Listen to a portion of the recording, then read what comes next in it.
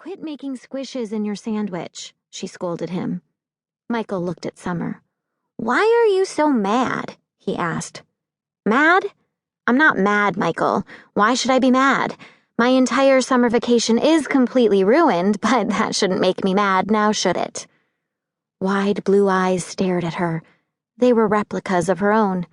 Although they looked very much like sister and brother, Michael's hair was the color of the carrot slice he was stabbing into his sandwich, while Summer's hair was a golden blonde. "Quit staring at me and eat." Summer was in a rotten mood. "Life is the pits, Michael. Regina finally got her dad to let us work at the pizza paddle he owns, and now I have to stay home with you and Grandpa. Why am I sitting here trying to discuss my problems with a 3-year-old? Summer suddenly asked herself. Good grief, she was getting as strange as the rest of her family. And they were strange. She had come to that conclusion years ago, even before Grandpa had moved in with them. She loved all of them dearly, but sometimes their behavior embarrassed her. Her father put in long hours at his flower shop and truly seemed to enjoy his work, but, honestly, sometimes their house looked like the city botanical gardens. He told her he brought home only the plants that needed special attention, and she could understand that, but did he have to talk to them? Every day as he watered and fertilized them, he moved from one to the other, offering praise and encouragement. If people outside her family observed this ritual, Summer was confident they'd think he'd lost his mind. Her mother, on the other hand, was so busy trying to keep up with the family and the house and the shop that she sometimes tended to be a little absent-minded. Once, she'd left work late and had quickly stopped at the supermarket to buy a few things for dinner. When she arrived home, she turned to retrieve the bags from the back seat of her car, only to find that they weren't there. Later, she confessed that she'd had so much running through her mind, she'd forgotten the groceries and had actually left them sitting in the cart at the supermarket parking lot. And then there was Summer's grandfather. He spent almost every waking hour down in the basement working on his inventions.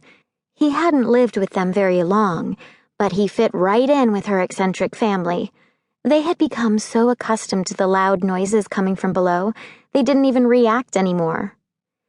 "Anybody home?" The call from the front door interrupted Summer's thoughts, and the high-pitched voice of Regina Morgan, her best friend, brought a smile to her face. "Come in," Summer yelled. "We're in the kitchen." Regina bounded into the room, but didn't stop until she was hunting through the refrigerator. "Hungry?" Summer teased. It was a joke, of course. Regina was always hungry. Regina shrugged a reply. She crossed over to the kitchen table with an apple in one hand and a can of grape soda in the other, and plopped down with all the grace of a skinny giraffe. "Hi, Mike. Summer, I just got back from my checkup at the doctor's, and I grew another inch," Regina mumbled between bites of apple. "I'm going to be an Amazon, I just know it." "No, you're not," Summer said with heartfelt sympathy. She knew how awkward Regina felt about her height and wanted to help her feel better. After all, they were best friends. "When the boys catch up with you..." "Summer, I measured 5 feet 8.5 inches. She visibly winced at the admission. "Maybe I should try out for the boys' basketball team." "Don't be silly. You'd kill yourself. There isn't a coordinated bone in your body," Summer replied with complete honesty. She knew she wasn't hurting Regina's feelings.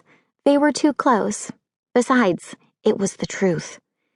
"Anyway, you're going to be a model, remember? And it's good for models to be tall and thin, and flat-chested," Regina supplied, "which I most definitely am. Let's change the subject. This is depressing. Where is everyone? It's actually quiet." "Mom's working at the flower shop with Dad, and Grandpa is in the basement," Regina added.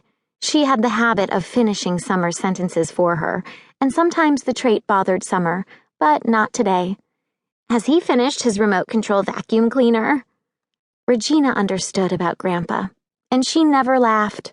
That was one of the reasons she was her best friend, Summer acknowledged. She really understood.